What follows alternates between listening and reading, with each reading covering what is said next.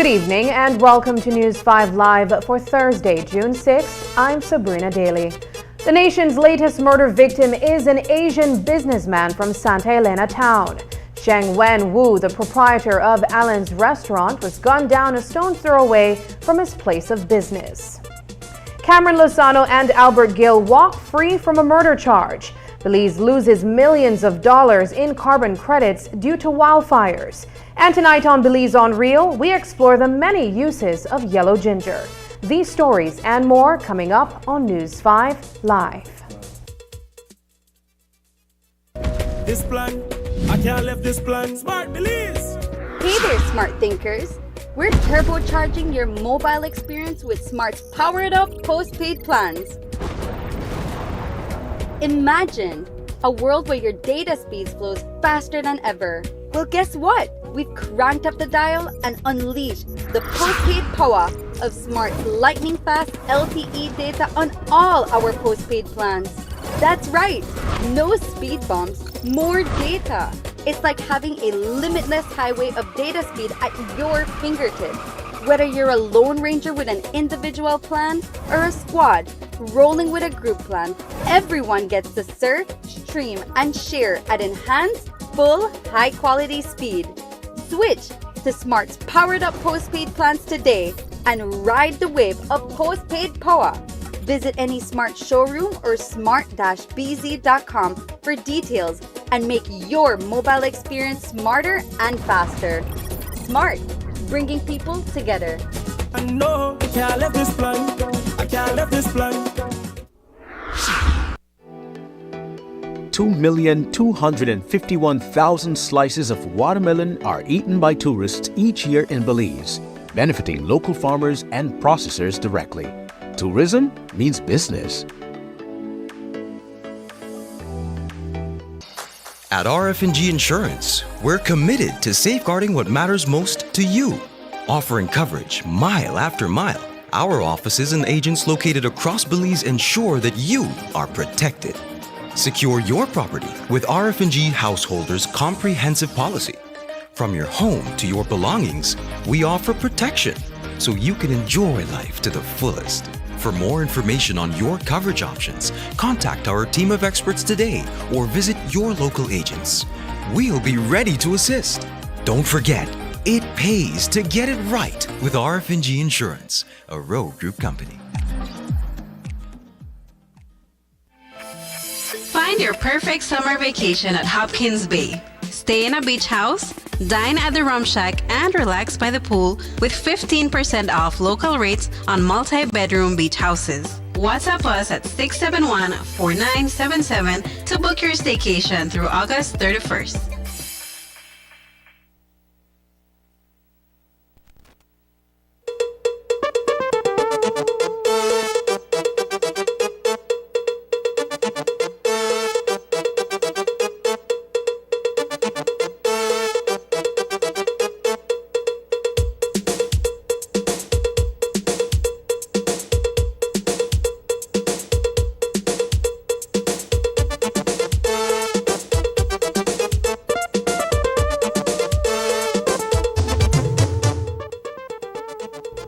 Good evening and welcome to News 5 Live for Thursday, June 6th. I'm Sabrina Daly.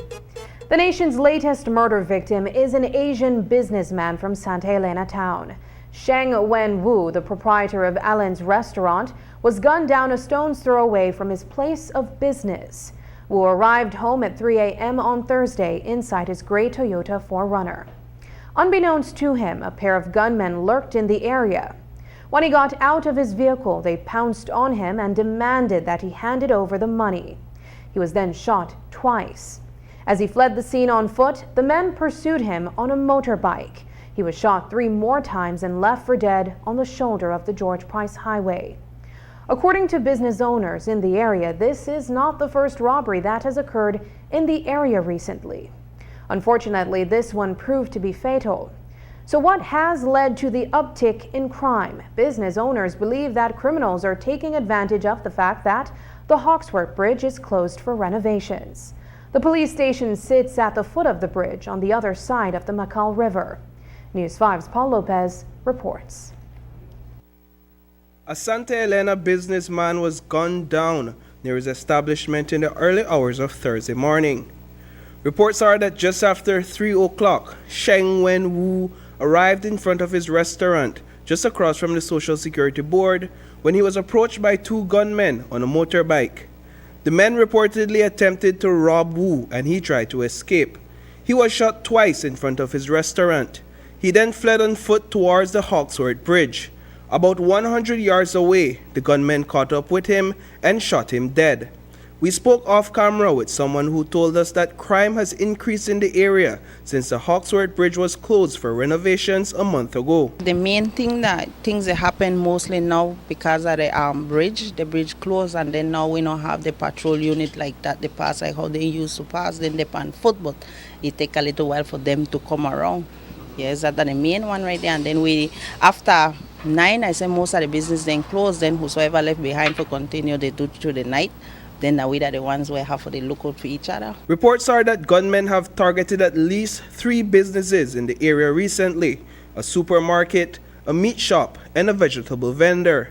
With the uptick in crime, this food vendor is considering leaving her business behind for the sake of her safety. Yes, I even the thing will give up, because then you have to watch your back, and then people may think they make money, but at this time of the year, they make money, and with the bridge being closed, they make no kind of money. And you just did struggle, and they leave it where you make, you just invest it back again, and people are going to hurt you for the leave it that money where you have, right? Beyond the safety concerns is another challenge, one that has left a significant dent on their pockets. According to the woman, business in the area, including the restaurant owned by the murder victim, have taken a huge hit in revenue since renovations began on the Hawksworth Bridge. I just know he as a nice person, never really me get for know he like that. I just purchased some stuff on here and that's all. He was a struggling business person out here as well, no? Yes, just like myself, he made the struggle as well. We could have seen all of it from the time the bridge closed down, with all of the struggle. Big time, yes. You could ask anybody all the way the struggle. We even try plead the town council for see if they could do something about it so that the bridge could open faster than the time within second and says 6 to 7 months, right? So, but I don't know if it happen. We reached out to Mayor Earl Trapp, who informed us that contrary to what the business owners may be observing, police patrols have actually increased in the area. Mayor Trapp says that he believes the time the incident occurred may have contributed to the brazenness of the killers. To be honest, according to the OC, police patrol have increased in Santa Elena because of that said reason. Because the bridge is closed, and one of the reasons why I pushed to ensure that the low-lying bridge would be a 2-way is for the said reason, to ensure that vehicles will be able to traverse along that path, crossing the low-lying bridge into John Price Avenue and then into the John Price Highway. So for that said reason, I went the extra mile and convinced the other parties that we must allow the low-lying bridge to be open to it, especially for small vehicles. When you look at the time that happened, that's 3 o'clock in the morning. Yeah, that's 3 o'clock in the morning. So there's nothing that it's very little that maybe police could have done at the time or people could have seen. Reporting for News 5, I am Paul Lopez. 2 men are free tonight after the prosecution's murder case against them collapsed in court. Cameron Lozano and Albert Gill, both of Ladyville, were given the benefit of the doubt after the court could find no other piece of evidence to support the victim's dying declaration. 22-year-old Egbert Baldwin had told police after he was shot that Gill and Lozano were his killers. But Justice Candice Nanton upheld a no-case submission by their defense attorneys, senior counsel Hubert Elrington and Norman Rodriguez. Justice Nanton noted in her ruling that the court was unable to conclude that the evidence was reliable and that the blood found on the slippers was there long before the murder. She further added that while one of the Crown's witnesses placed one of the accused men in the vicinity of the shooting, it did not necessarily mean he is the shooter. The judge concluded that she could not safely convict the men after careful consideration of another case used as reference. The judge could find no evidence of identification, no evidence of what the lighting conditions were on the night of the shooting, no evidence of a joint enterprise for an exception of the DNA, which suggested that 2 firearms were used. Earlier, Justice Nanton went over key elements of the prosecution case in determining whether there was a case before the court. The evidence came from the first responder to the murder, a police officer, Patrick Genety. He testified that when he arrived at the house where the shooting happened, he recognized the person who had been shot and that the victim named the 2 accused men as the shooters. The judge also noted that the autopsy report certified that Baldwin was shot from behind. Another witness for the Crown testified that at around 7 on the night of the incident, Baldwin went to her house to borrow money, and shortly thereafter she heard about the shooting. The accused men were on remand for almost 4 years. Attorney Hubert Elrington explained the details of their submission. This is a case that the prosecution brought, relying on what we like to call the rule in Turnbull's case. It is a very, very, very thin and very important legal principle. The last time the court was faced with evidence as thin as this against defendants was in the case involving Tybor. And this is a ruling which lawyers in this jurisdiction are going to rely on for the next 100 or so years. Okay. It has developed our law to the point where it needed to be developed so that the DPP, within her wisdom, be guided in future when she has these very, very, very difficult decisions to make. Okay, so give us an idea of what those particular elements that made the case reach to this point today that unfolded. Well, the deceased called the names of the 2 accused. When asked, "Who shot you?" again, he replied that it was the 2 accused, calling their names. And he did that about 3 or 4 times. But self-corroboration is no corroboration in law. Okay. So the court had to look for other evidence. Okay. The court said it conducted a meticulous search for even an iota of additional evidence, and it was unable to come up with it. Okay. That if it had found an iota of helping evidence, it would have ruled in another way. But this was one of those cases where the court, in following Turnbull, had to look for additional evidence, had to find additional evidence. It could not just rely on the statement of the deceased alone. Coming up, can government issue a stop order on slash and burn farming?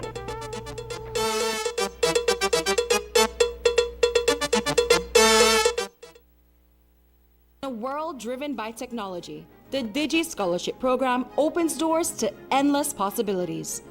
Welcome to the Digi Scholarship Program, where dreams meet innovation and knowledge transforms into action.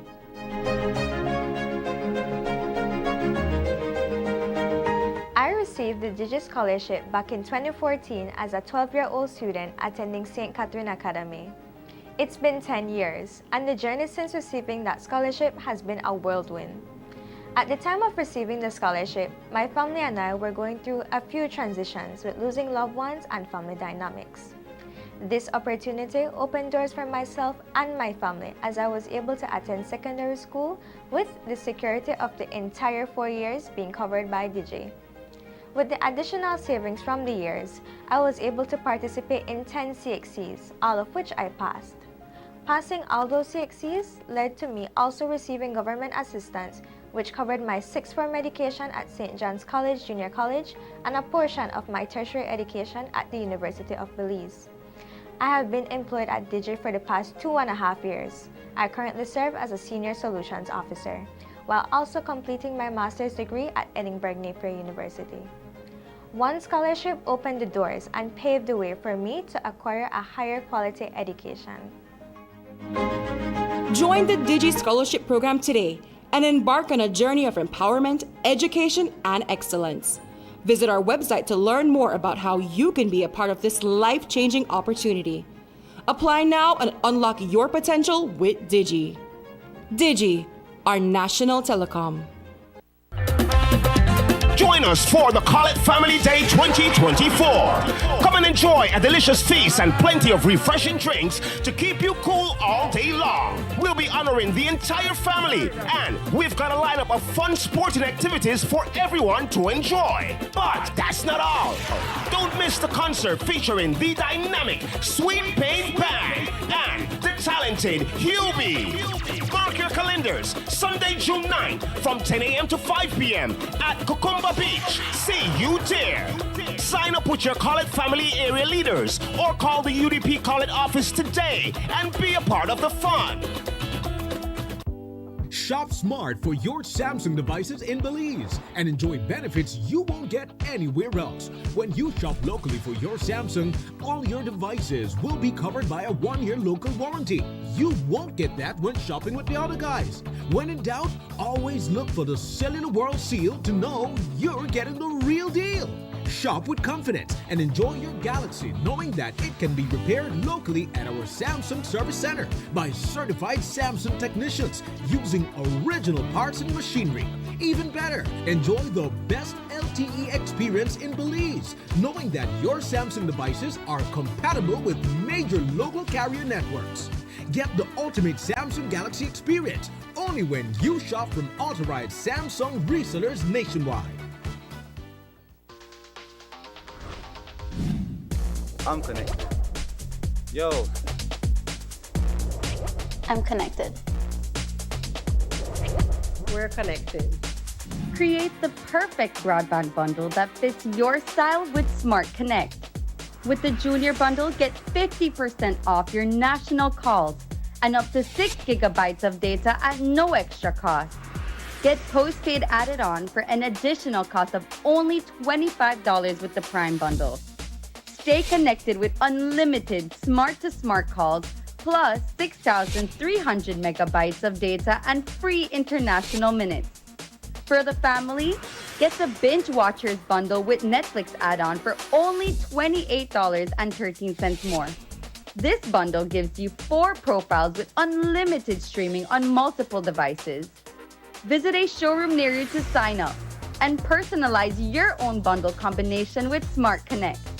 Smart, bringing people together. It's been several weeks of continuous heat and widespread flames ripping through the country. Thousands of acres of land have been affected, as well as hundreds of families. With a dry season so uncharacteristically long, environmentalists are calling this one of the most severe heat waves the country has ever experienced. With fires so intense, it took a collaborative effort between the government, NGOs, and private companies to battle the flames. Today, a joint press conference was held to provide details of how the fires grew out of control. The stakeholders also provided an assessment of the damage caused. Here's Daniel Mendez, National Emergency Coordinator, with those figures. We noted that continuous high temperatures and low rainfall across the country increased the likelihood of fires across the country. In the Toledo district in particular, we saw there were localized fires which developed near the San Pedro Colombia area, and these increased significantly during the period of May 14th to 17th. There were also significant increases in central and southern Toledo throughout that period. On the board, on the screen, you will see the temperatures for the period from the 1st to the 27th. And in particular, I want to highlight to you that the peak temperatures is actually when we saw most of the fires starting to develop. you will see that there were record highs of 107 degrees in the Central Farm area. And this, of course, was a similar trend across the country. So that in combination with the low rainfall really created that condition. So our damage assessments have been ongoing because you understand that this is a situation that has not stopped. There are continuing fires across the country, and we have been responding to these issues for the past 3 weeks. We also have people who responded to fires as of last night, and so it's an ongoing operation. But what we have been able to gather so far, in the Toledo district, there are upwards of 400 families which have been impacted by this fire. This is spread across a space of 28 communities all across the district. And up to now, our assessments continue, but we noted that there is a minimum of 6,000 acres of farmland which have been damaged. There has been also great damage to the environment, and there is a lot of loss to livelihood. We also note that 10 houses have been destroyed in 2 communities. There were 8 in the Graham Creek village and 2 in San Pedro, Colombia. In the Mountain Pine Ridge, we also noted that approximately 32,000 acres were affected in that area. However, we have not yet been able to begin the assessment of the Cayo district to determine the total impact so far. We will be doing that in the next few days. Across the country, wildfires have been wreaking havoc across thousands of acres of farmland and forests, leading to a loss of millions of dollars in agriculture. Another significant loss is in the loss to the carbon credit market. Carbon credits are a mechanism used to reduce greenhouse gas emissions by creating a market in which companies or governments compensate for their greenhouse gas emissions by investing in projects that reduce, avoid, or remove emissions elsewhere. For years, Belize has been a trailblazer in the carbon offset market, with the Rio Bravo Conservation and Management Area being one of the first carbon offset projects in the world. However, due to the recent fires, the protected area, among others, has suffered a significant loss. Here's News 5's Brittany Gordon with more details. Thousands of acres of land have been lost to the fires that tore across the country over the past several weeks. As the uncharacteristically long dry season ends and the rainy season begins, the government and environmental organizations are assessing the damage, which they estimate is in the millions. Jose Perez, Executive Director of the Association of Protected Areas Management Organizations, provided some insight into what those figures look like. The destruction of these pristine forests, when you enter a protected area, what you will find is pristine broadleaf trees, vegetation, and that is what has been burning in mostly the Eliopanti, in the Rio Bravo Conservation and Management Area, and some protected areas down in the south. Up to now, without the figures of those in the south, we estimate that it's over 10,000 acres of pristine forests that have been burnt and are still burning. In Tapir, if we try to put a figure to the environmental damage and ecological damage, at 400 acres that were burnt earlier this week, it was estimated about $2 million. So do the math for over 10,000 acres. One area that has been heavily affected is the Rio Bravo Conservation and Management Area in northwestern Belize. Edilberto Romero, Executive Director of the Program for Belize, which manages the area, told us that while the team has been dealing with fires for several years, it has gotten progressively harder to manage. We've been dealing with fires ever since we started. We have seen a shift in 2011 after Hurricane Richard, where the fires has just grown exponentially. Summarily, we used to be able to manage fires with $16,000 Belize. Now it's costing us $70,000, $80,000 Belize to manage fires. And this is because you need to have your fire lines, you need to plan before the fire season. You need to do education, you need to meet with the communities, sensitize the fires, You need to compartmentalize your area, and that's a lot of heavy equipment work. And then when you have to be actively monitoring. Since this climate shift in 2011, fires are more frequent and becoming more difficult for the team to manage. The Rio Bravo area has lost over 3,000 acres from fires just this year alone. We've lost approximately 3,000 acres this year in 8 fires. It's a lot, but it's 8 fires. If we would not have prepared, this is since the season in February, since the fire season, up to last weekend where we detected a fire in Friday, and by Sunday morning that had been outed. But if we would not have been prepared, one fire would have been 2,000, 3,000 acres if we didn't do the work, the timely response, and put the resources in it. The vast wilderness in Orange Walk District was among the first of 7 protected areas in the world to join the carbon offset market, making Belize a world leader in the movement. However, with these losses, the reserve has lost millions of dollars in potential revenue, as the area affected was at the final stages of preparation before it was to be traded for carbon credits. Carbon credits are used by corporations and government entities to allow them to emit a certain amount of carbon into the atmosphere. By purchasing a credit, the emission is offset by the preservation of a forest reserve. You cannot generalize because every type of forest have different amount of carbon that they store. But if you use an average figure, it's like 150, 200 tons of carbon per acre that you may be able to claim from carbon credits. Having 1 ton of carbon as one credit. Those credits have different prices depending on the market you sell it. The lowest, for us it has not been lower than $10. But if you put that lowest figure, you're talking about millions of dollars that's being lost. In our 2011 fire, we were talking about 1.6 million tons of CO2 equivalent. If you put that at $10, you're talking about $16 million. Romero attributes the difficulty with managing the fires to the low funding NGOs receive and the hoops that they must jump through to receive assistance.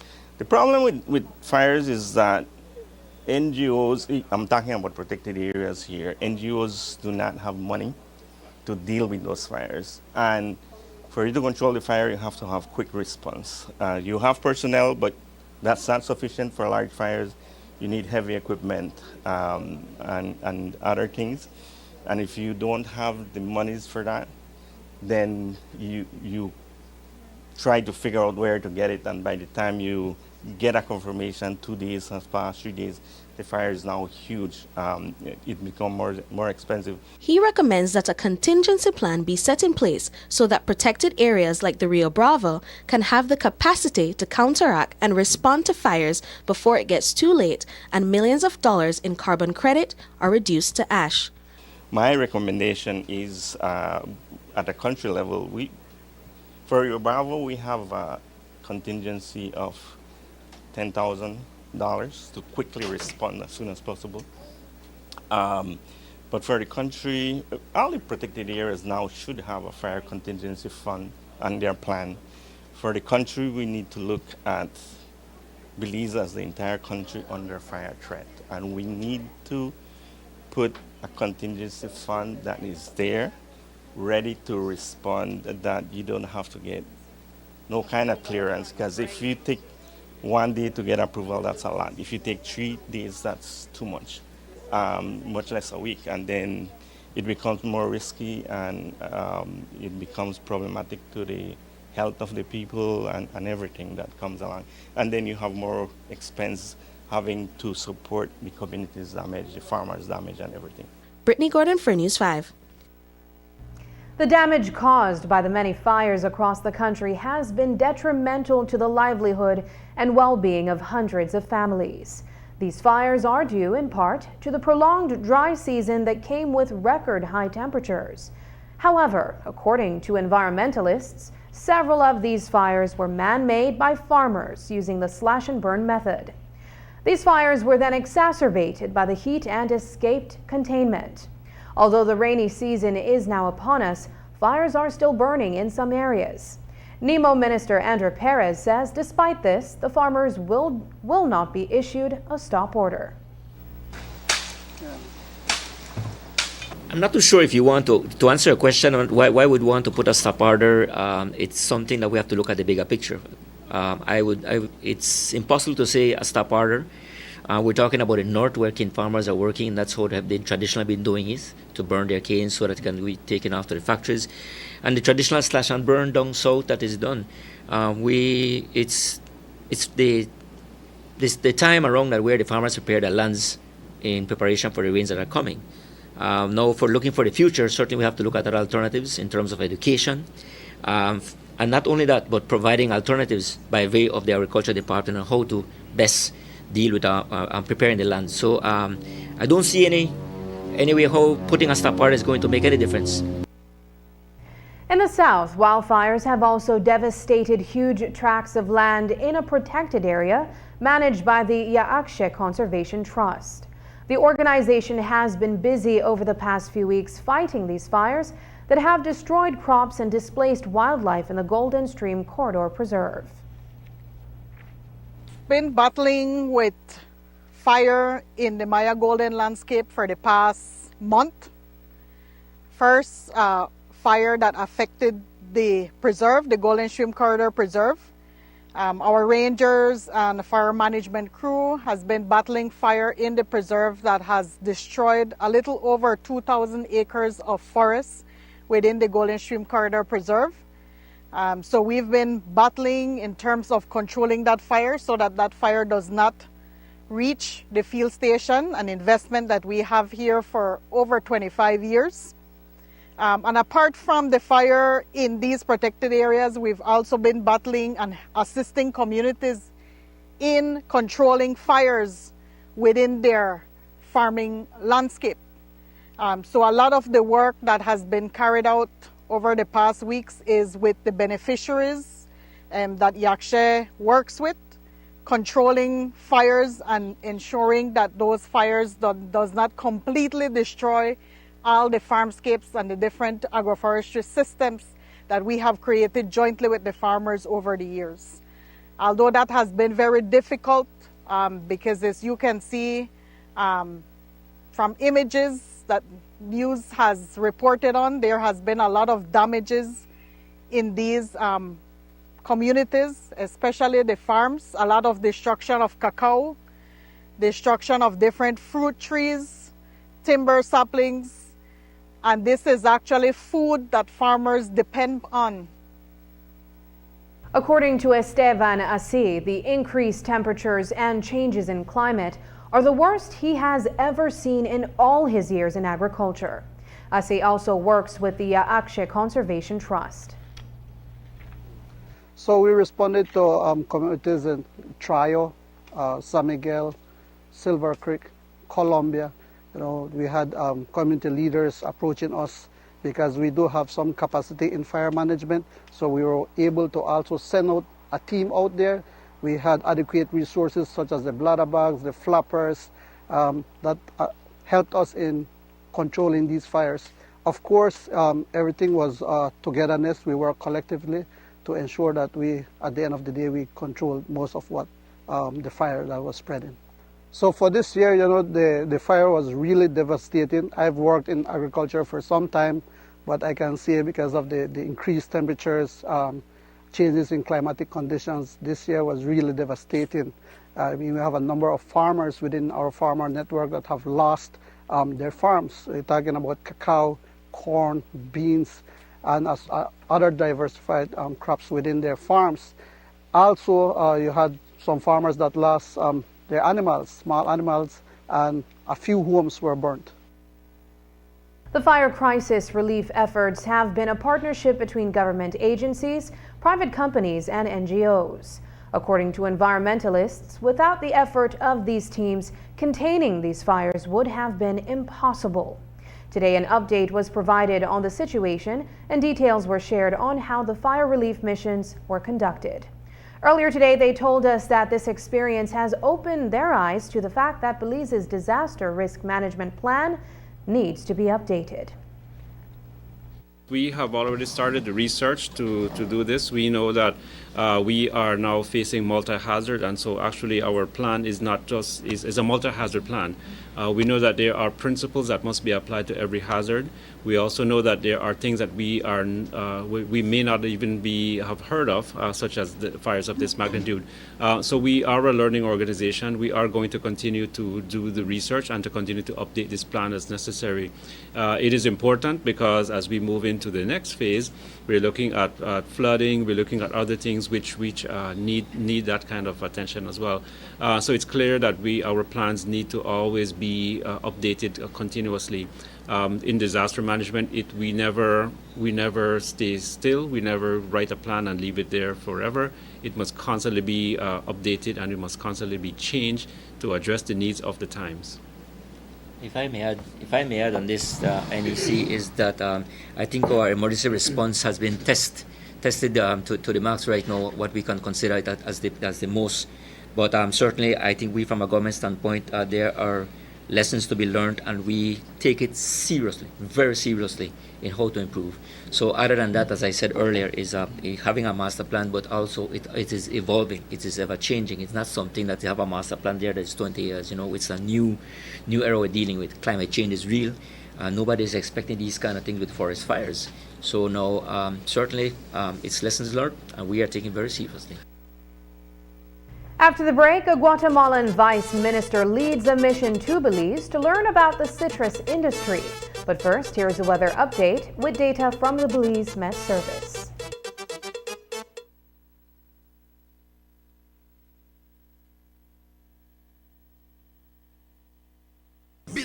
City, your high-octane, sharp-shooting, high-flying Belize City defenders are one win away from advancing to the BEBL finals. Defenders don't frighten of nobody. Coming off that hard-fought, grueling win against a team that is standing in their way. Them boys from San Pedro, the Tiger Sharks. So, if you missed that Game 1 battle, you can't afford to miss this Game 2 Best-of-3 Series war going down this Friday, June 7th inside the Belize Civic Center. This team, they can't be this team defenders. Come cheer on the defenders.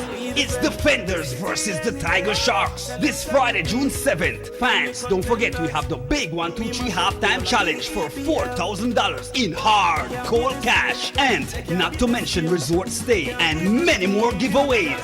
Sponsored by the Ministry of Blue Economy and Disaster Risk Management, in partnership with the National Adaptation Plan Global Network Secretariat, will be hosting the second Blue Economy Climate Resilience Forum and Fair on June 6th and 7th. This year's theme is linking science and livelihoods towards climate resilience for the coastal zone and fisheries sector of Belize. Come and take part in presentations relating to climate change and national adaptation and mitigation initiatives, the use of scientific knowledge to enhance resilience, and how men and women in our community can positively impact our coastal zone and fisheries sector. On day 1, June 6th, the Blue Economy Forum will provide a platform for NGOs, academia, and private citizens to present their plans, projects, and national initiatives at the Belize Biltmore Plaza from 9 a.m. to 2 p.m. On day 2, June 7th, the Blue Economy Fair takes place at the Fisheries Compound on Princess Margaret Drive, where stakeholders such as NGOs, fisherfolk organizations, and MSMEs will showcase their booths. There will also be lots of raffle giveaways. Everyone is invited to the second Blue Economy Climate Resilience Forum and Fair on June 6th and 7th.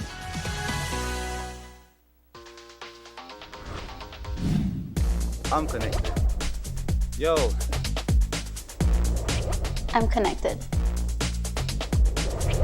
We're connected. Create the perfect broadband bundle that fits your style with Smart Connect. With the Junior Bundle, get 50% off your national calls and up to 6 gigabytes of data at no extra cost. Get postpaid added on for an additional cost of only $25 with the Prime bundle. Stay connected with unlimited smart-to-smart calls, plus 6,300 megabytes of data and free international minutes. For the family, get the Binge Watchers bundle with Netflix add-on for only $28.13 more. This bundle gives you 4 profiles with unlimited streaming on multiple devices. Visit a showroom near you to sign up and personalize your own bundle combination with Smart Connect. Smart, bringing people together. Every day, we access energy for cooling, lighting, and powering our electrical appliances and devices at work and at home. During cooler months, we rely less on cooling appliances such as fans and air conditioners. However, during warmer months, as the temperature and humidity rises, we use more energy to cool our spaces, and our appliances and electrical devices work harder than they do during the rest of the year. When the months become hotter, let's all practice energy conservation. Here are a few changes that you can make to manage your energy use. Check that all appliances and electrical devices are working efficiently. Turn lights off when not in the room. Unplug chargers, appliances when not in use. Turn off fans and TVs. Use energy-saving light bulbs such as LEDs. And look for the Energy Star products when purchasing appliances and electrical devices. These easy changes can reduce energy use and costs. You can also monitor your energy use during the month by reading your meter and calculating the reading using BEL's bill calculator on our mobile app or by visiting our website. Let's all save energy.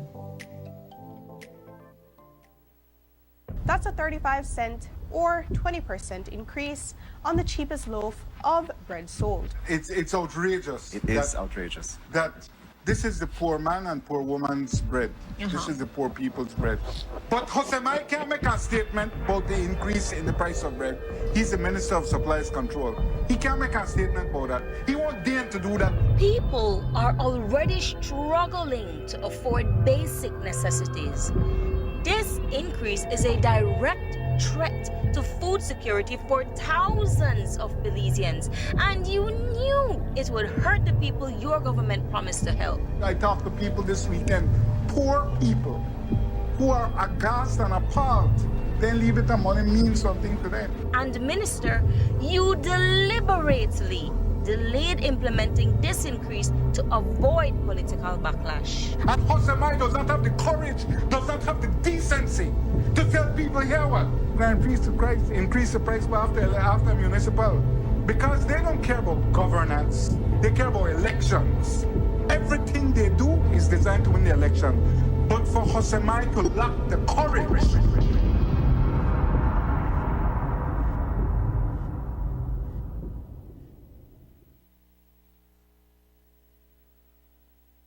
The turmeric root has been touted as a medicinal plant that boasts the immune system and wards off minor infections, liver ailments, and healing wounds. But this wonder plant from the ginger family is also ground into a powder and bottled as a tasty seasoning in the East Indian culture. In today's edition of Belize on Real, News 5's Marian Ali and George Tillett traveled to Toledo, where turmeric is harvested and used as medicine and seasoning. Here's that report.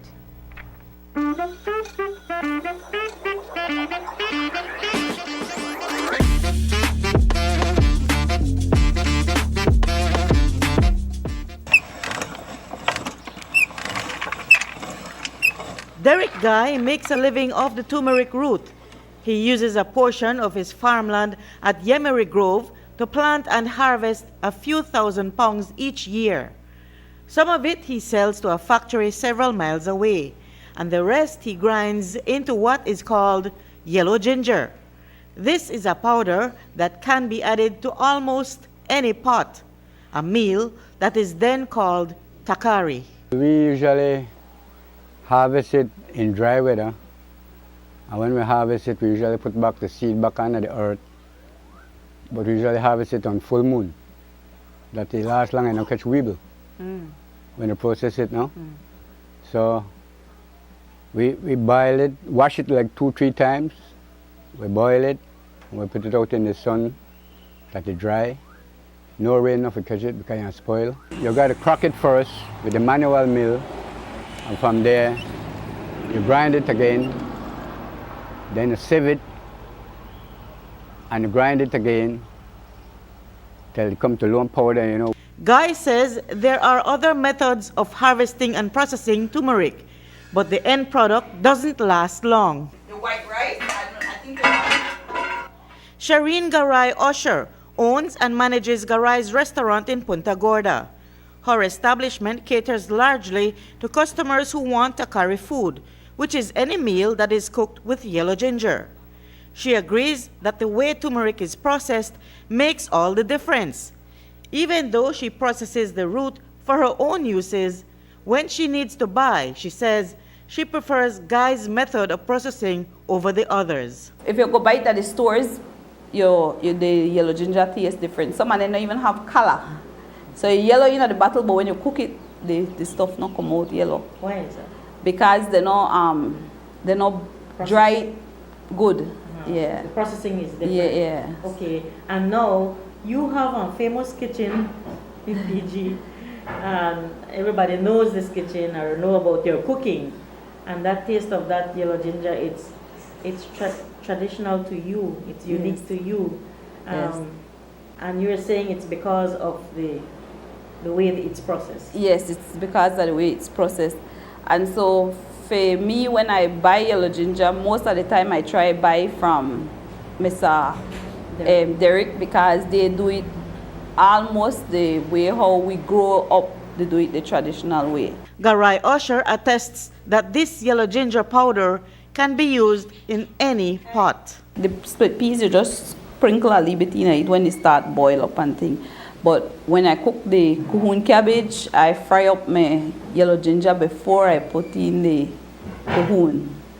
The pork, I have to fry the yellow ginger a little bit, and that is because the yellow ginger not processed the way how I would do it for myself. I see. Yes. But if you had done it for yourself? If I had done it for myself, I would have made my paste and have it ready for when I ready for cook. I could just season the meat with it.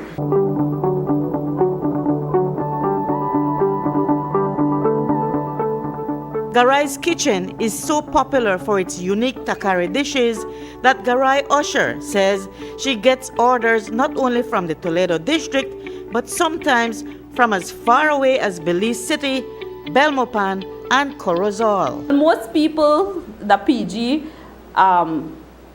basically follow the East Indian or the Creole when it comes to the food. On a daily basis, most people look forward for eating something takari. People would just call and just message and say, please send this or please send that, and they just pay online, and then I just put it on the plane. Most I eat that the takari, or like if I cook kuhun cabbage, like today I had a order for send for the plane. While turmeric is grounded into yellow ginger and takari dishes are popular East Indian cuisines, it is also used for medicinal purposes.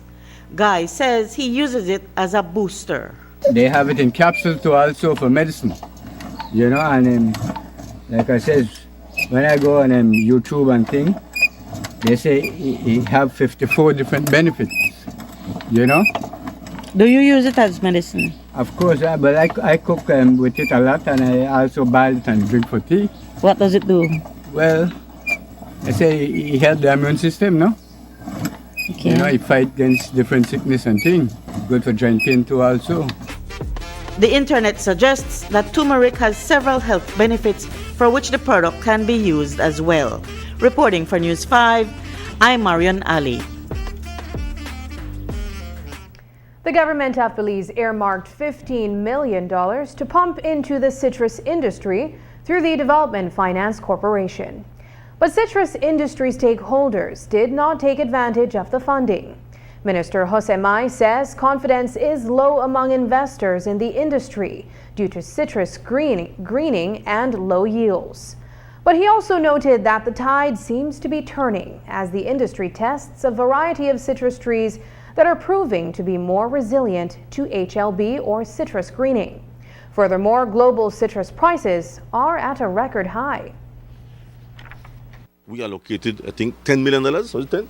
$15 million. 15 is small money, as it right. Take 5 years to retrieve. Hold on. 50 million. But it's 100 million. People still not take the money. The farmers didn't go for the money. That's true. Right? One, I think the price has to be good, but there has to be some kind of confidence in investing. You ask me right now, you invest more sugar cane? I tell you no. Period.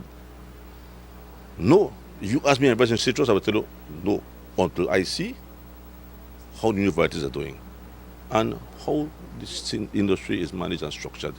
The industry has gone through a lot in the past. I mean, from 2008 we had the disease. There was no major attention given to the industry until when we won and we said, listen, let's go inject $50 million. We injected $50 million and nobody went for it. It means that they're saying, hold on, I'm not sure if this thing is being managed in the right way. First, I need to see how it tests out. Now, we are seeing now that new varieties used are yielding good. They're looking good. And that the price is going up. And so, look, there's only two things that motivate. Well, one thing motivates a producer. It has to be profit led, not money making. Because you may be making a lot of money, but not profit. Up to now, up to this up now, 400 to 500,000 boxes have been delivered to them, which is better than last year, right?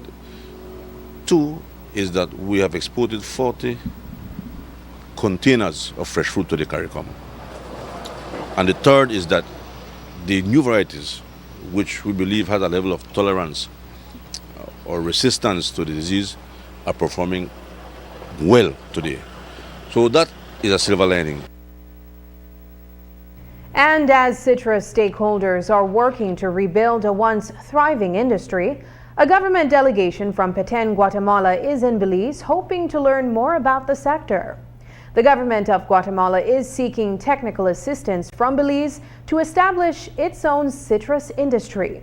The delegation is in the country for 2 days and they will get to see firsthand how the sector functions. News 5's Paul Lopez reports.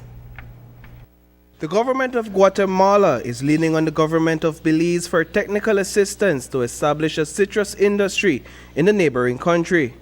A delegation led by Guatemala's Vice Minister of Petén Affairs, Elmer Salazar, is in Belize on a 2-day working visit to better understand Belize's citrus industry. The Guatemalans don't have a citrus industry.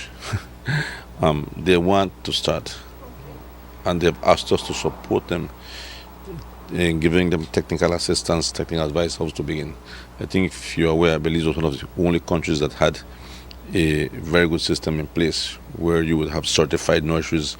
So we had imported clean material from sources in the US, and we grew that in a very controlled environment, and those trees are what we use from mother trees to try to curb the incidences of citrus greening. Unfortunately, in 2008, citrus greening emerged as a new threat to Belize's citrus industry. At the time, the industry was generating just over $67 million in revenue per annum, with over 500 active growers. On average, 7 million boxes of citrus were being produced annually. In 2008, when we had citrus greening being declared all across the country, we could not control it. There was not enough interest placed into the industry at the time, and so we picked up the industry in I think in its lowest spot in the history. But I must report to you that up to now, we have received, CBL has received between 450,000 to 500,000 boxes this year, which is much better compared to last year. That's a little silver lining. And if to complement that, I will also say to you that we have exported between 40 and 50 containers to the CARICOM of fresh fruit. Again, that's very good news to report. The visit will include a tour of citrus groves at Caves Branch on the Hummingbird Highway, as well as a tour of the Citrus Growers Association facilities and the CPBL's factory and nursery. We heard from Vice Minister Elmer Salazar. En esta ocasión, well, on this occasion, we came with a delegation from the Department of Peten, specifically from the Ministry of Agriculture, mainly visiting the facilities, which are run by Minister Jose Abelardo, who, with his team, we have approached. We, as the new government that we started this year by Dr. Bernardo Arevalo, we want to have this approach with this country, Belize, which is a very beautiful country. I identify a lot with it because I was born in Melchor de Mencos, and I was appointed by the President as the Deputy Minister for Specific Affairs of the Department of Peten in the field of agriculture and livestock. So for me personally, it is a privilege to be here. And likewise, my team that accompanies me has the intention to get to know the experiences that are being done here at the Ministry of Agriculture in Belize. Peten is described as the largest producer of grains in Guatemala, but as climate change threatens the livelihood of grain farmers in that department, they are seeking to invest in alternative industries such as citrus. They have to begin from scratch. We have a history, we have a very good experience in doing this. We have some of the best people trained in citrus industry, and they have come to learn from us. This is the first bilateral meeting that we're having with this current new Guatemalan government. I think Peten is one of the few departments that have a vice minister or a minister for agriculture for the area, because it's a big area. And this is the first time we're meeting him in Belize.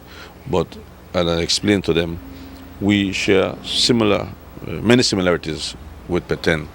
Same soil type, same type of geography, same type of problems. They have with climate change effects. We are having the same, and we share similar types of product and cultures also. Like many people in Peten study in Belize. Many Belizeans marry with Guatemala. So there's much for us to share with them. We share a lot, and there's much more to share. And when it comes to workers, though, we know that in some cases a lot of these workers come from Guatemala.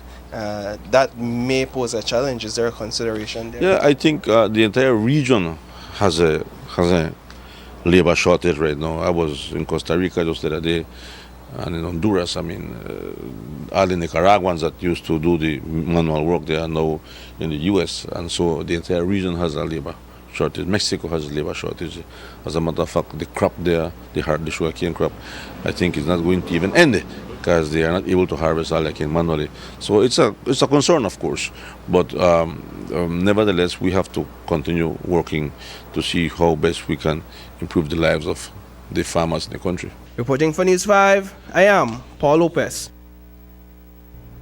When we return, Jose Mai refutes claims made by sugar smugglers.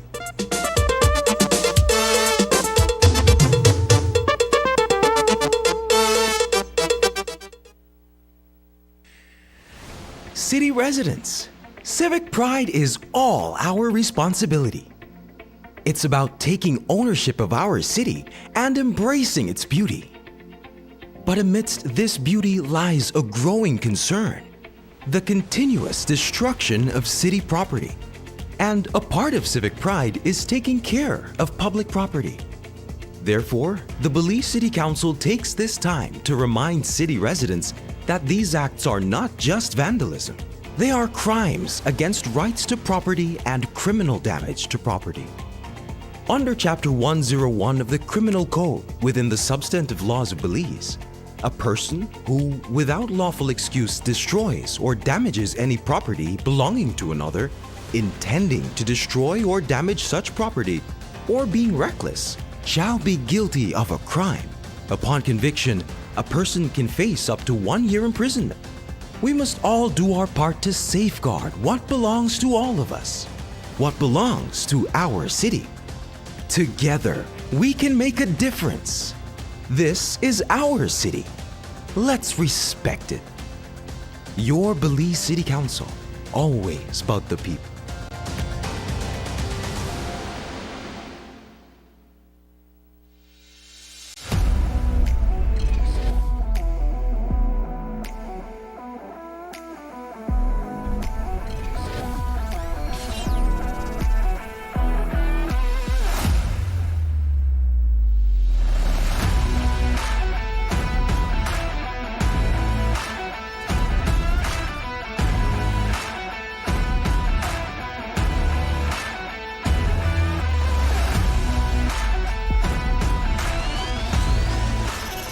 cut the cords. Choose efficiency with Axix Switch technology. Only at Benny's. Quality and savings. MacNav Visual Strategies, where creativity meets business. Step inside our world of innovative visual solutions. From captivating graphic design to expansive wide format productions, our services are tailored to bring your vision to life. Experience the impact of our high-quality signage and billboards, embroidery, promotional items, and professional paper printing, all designed to elevate your brand's presence. Every project reflects our commitment to creativity, quality, and client satisfaction. At MacNav Visual Strategies, we transform ideas into visual realities. Get in touch today.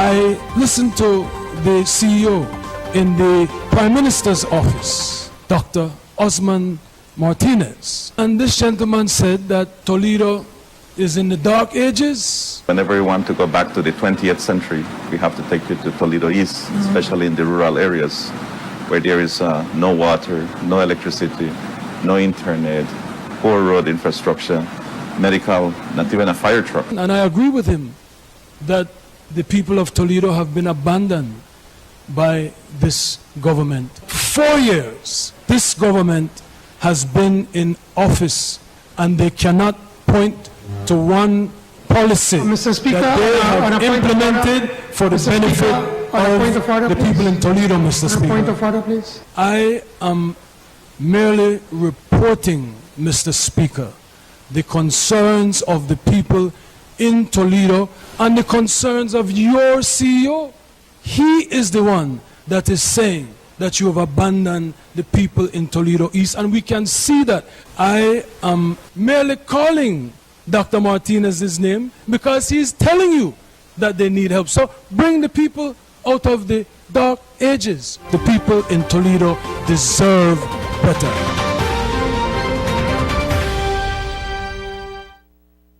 We've been reporting extensively on the increased cost of a 16 loaf of bread.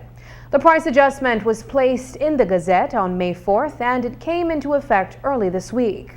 So why was there no public announcement about the adjustment? And is this the last we will see of a price increase on bread for now? We asked the Minister of Agriculture.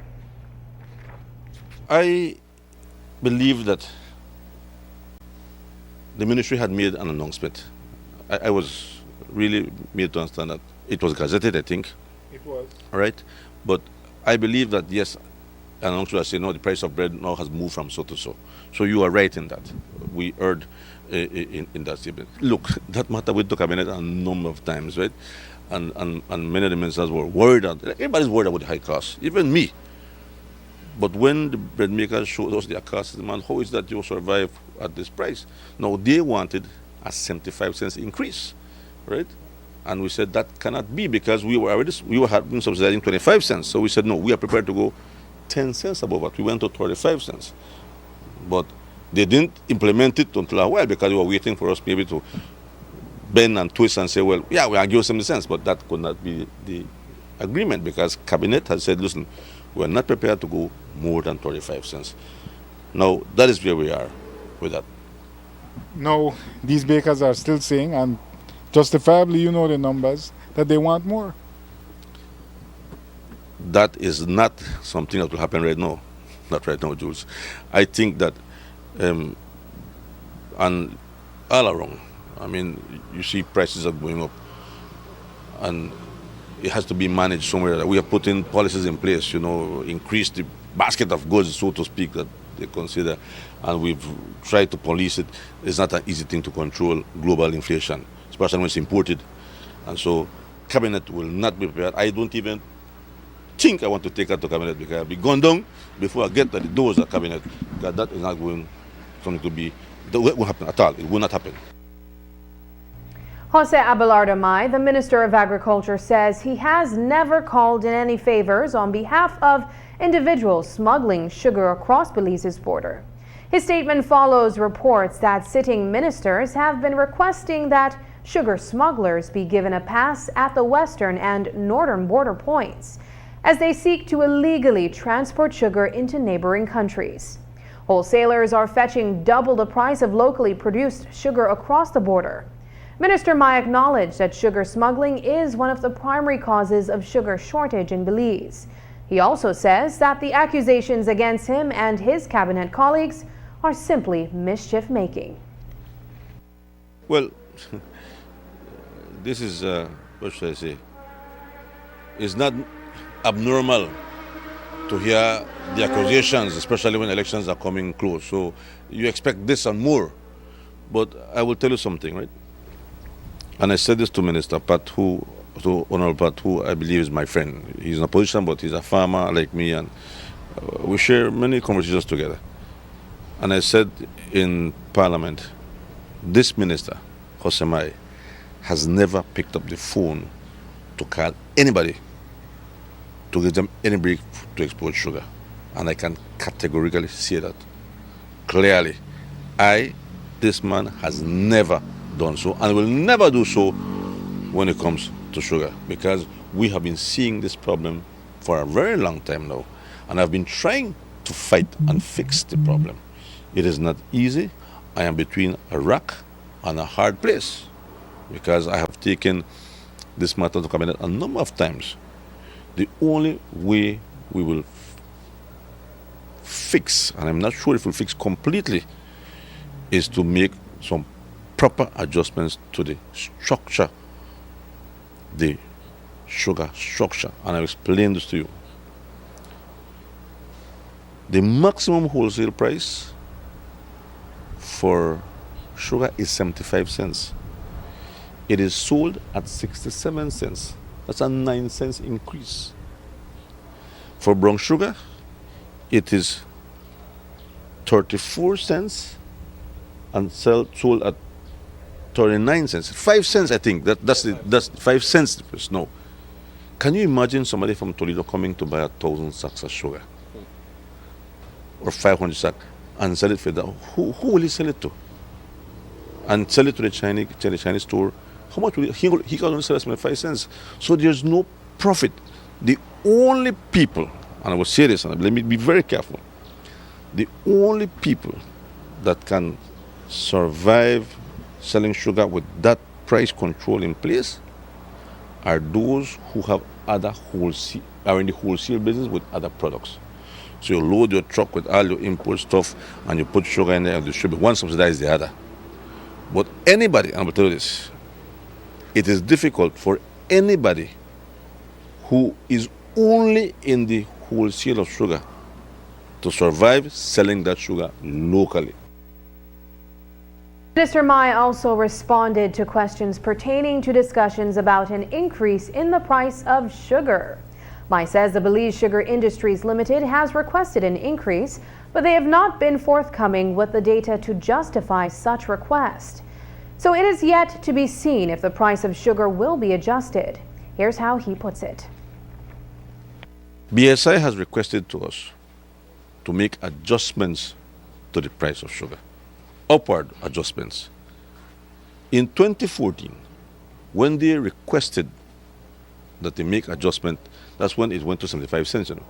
But it wasn't a proper structure to say, okay, wholesale will be this, retail will be this, and then you can see where people are making their profit. It was only 75 cents, and who get it, you see how you manage. I don't know how the government then decided to put that structure in place without giving careful thought to what they would have caused. So that structure is what is causing the problem today, because there's no leeway for anybody to make a decent profit and the price remains suppressed because we control the price. No. BSI has asked us, they've written to us and say, we want you to increase the price. We've met with them. And we say, okay, fine. In 2014, when you wanted a price increase, you gave us a justification. In 2014, the government then said, give me a justification. What is the cost, right? And they have said to us, the cost is irrelevant. We are worried about the cost in Mexico and Guatemala. Now I say to them, me personally, the ministry, cannot base the increase of sugar based on what is sold in Guatemala and Mexico. We have to base the price of sugar, if the adjustment is made, on the cost of production today. Costs have gone up across the world. So they have not given us that information yet, but we cannot just raise the price because they say, oh, I'll raise the price because of Guatemala. No, I cannot be worried about Guatemala and Mexico. I have to be worried about the cost in Belize and about the people of Belize. Earlier this week, we told you that the Belize Sugar Industries is accusing the Commission of Inquiry of changing its focus. BSI noted in a press release that it will not cooperate in an inquiry that will be used as an avenue to create a new commercial agreement. BSI also stated that it cannot share proprietary and confidential information. Well, Minister of Agriculture, Jose Abelardo May, is firing back. He says BSI's release comes as a surprise because they contributed to the Commission's terms of reference and recommended to commissioners. He contended that they should be more concerned about their credibility. I was concerned that the crop is coming to an end shortly and we haven't begun the commission inquiry.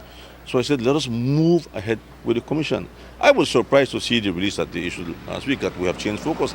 No, sir, the focus never changed. It is a commission of inquiry.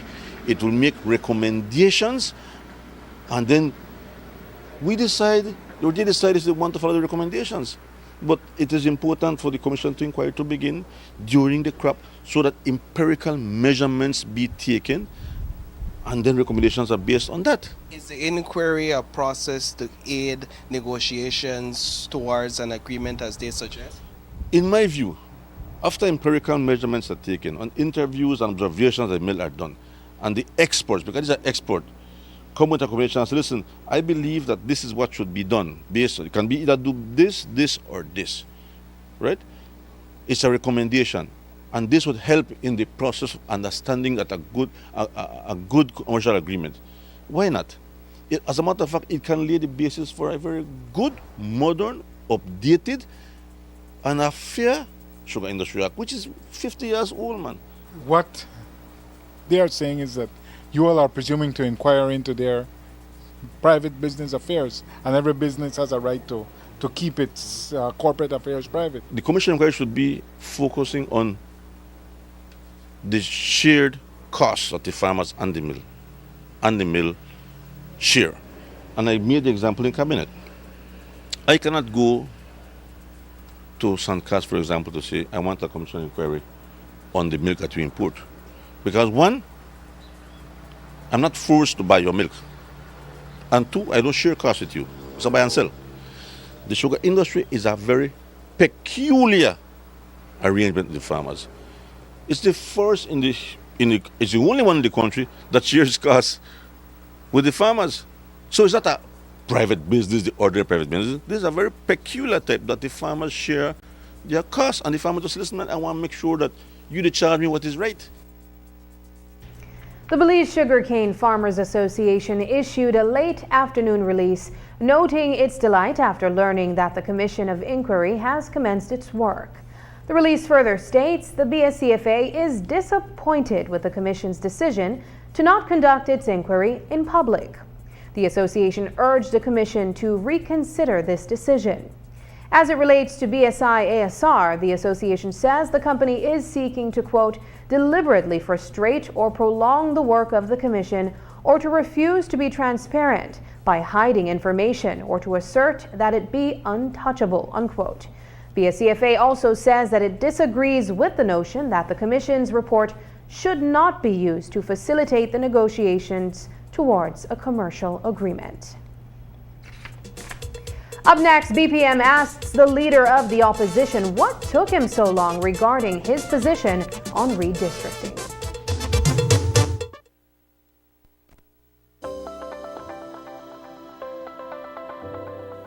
Hi, my name is Leah Mangar, and I am currently the Administrative Assistant at Yasche Conservation Trust here in beautiful Punta Gorda. I received the Social Security Board Scholarship in the year of 2021.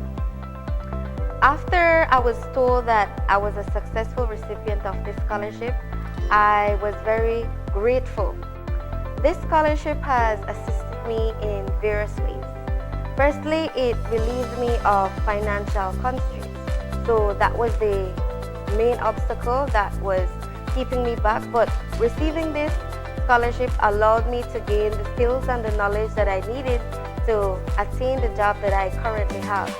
I would just encourage you all to apply to the scholarship, and the process is very, very easy. You will find a link and it will direct you to everything that you need in order to submit your application.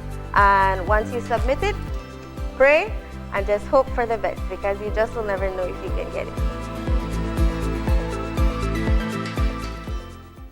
That's a 35-cent or 20% increase on the cheapest loaf of bread sold. It's outrageous. It is outrageous. That this is the poor man and poor woman's bread. This is the poor people's bread. But Josemai can't make a statement about the increase in the price of bread. He's the Minister of Supplies Control. He can't make a statement about that. He won't dare to do that. People are already struggling to afford basic necessities. This increase is a direct threat to food security for thousands of Belizeans, and you knew it would hurt the people your government promised to help. I talked to people this weekend, poor people, who are aghast and appalled. Then leave it and money means something to them. And Minister, you deliberately delayed implementing this increase to avoid political backlash. And Josemai does not have the courage, does not have the decency to tell people here what? Increase the price after municipal. Because they don't care about governance, they care about elections. Everything they do is designed to win the election. But for Josemai to lack the courage,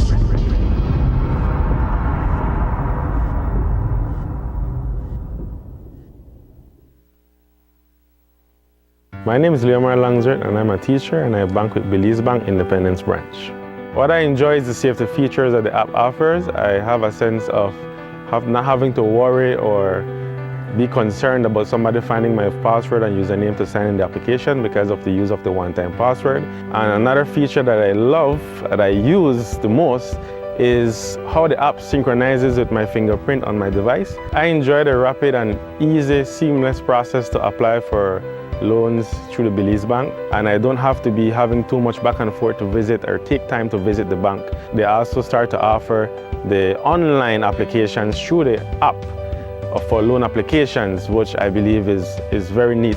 I would definitely recommend Belize Bank to other teachers because one of all the features and advantages that the app offer with these online that Belize Bank offered is basically everything that you can do in the palm of your hand. So I would definitely recommend the bank to other teachers.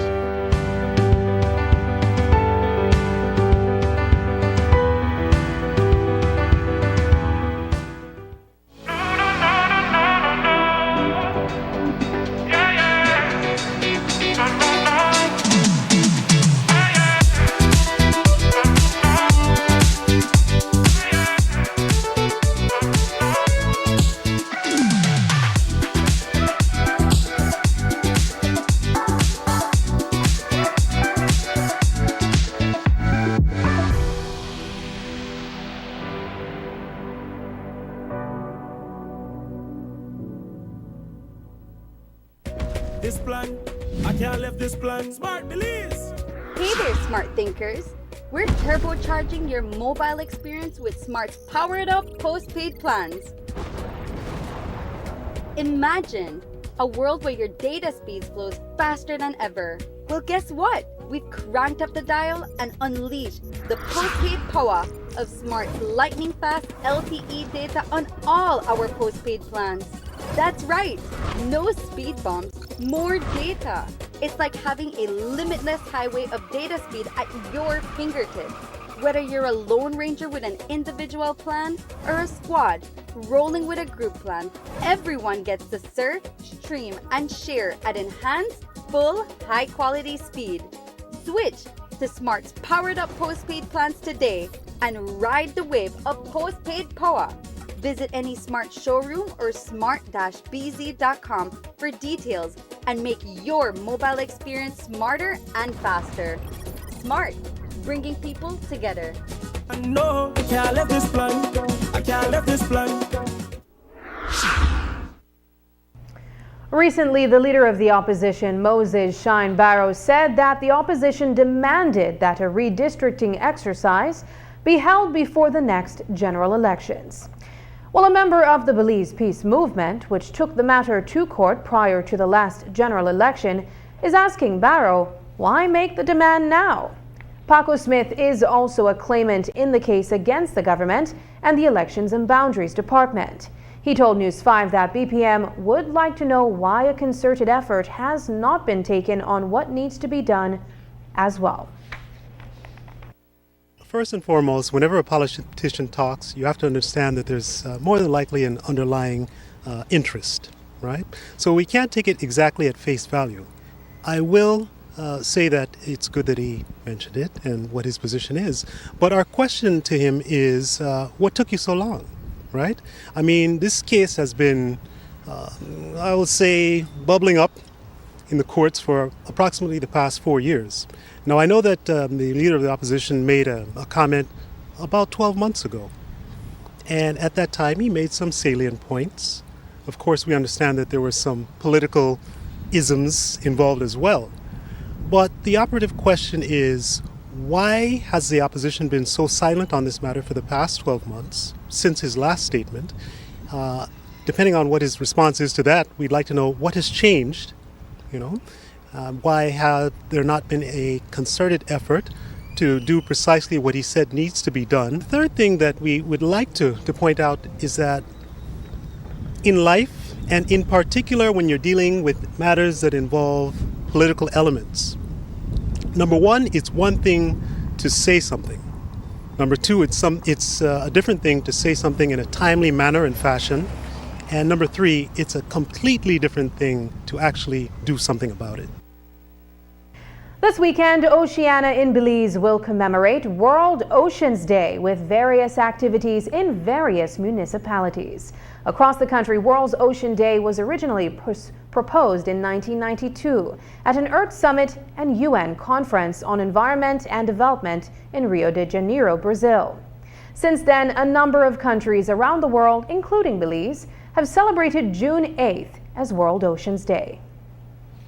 So World Oceans Day is on Saturday, June 8th, and the theme this year is Awaken New Depths, and it's urging everyone to do their part in caring for the ocean and protecting the oceans. It's about deepening our passion and tapping into our creativity in how we view ocean conservation. This Saturday, we have a couple events happening that we're inviting the public to join us on. We have 2 cleanup campaigns, one here in Belize City. We're partnering with Sea of Life, Belize Game Fish Association, and the Scout Association of Belize. And that's going to start at 7:30 at the Scouts headquarters on Regent Street. The other cleanup activity is in San Ignacio, near the Macal River. We're teaming up with the Interact Club of San Ignacio and Santa Elena. That cleanup activity starts at 8:30. On Sunday in Corozal, we're partnering with the Town Council and House of Culture, and we're doing a sip and paint activity. It's a family event. We're going to be painting reusable tote bags, so that's going to be a fun and creative way for us to have a conversation and spread awareness on ocean conservation.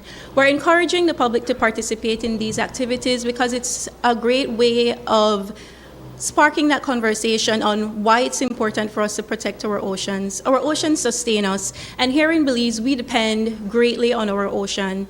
Without a healthy ocean, it's going to impact our livelihoods, our sustenance, our economy. And that's the news.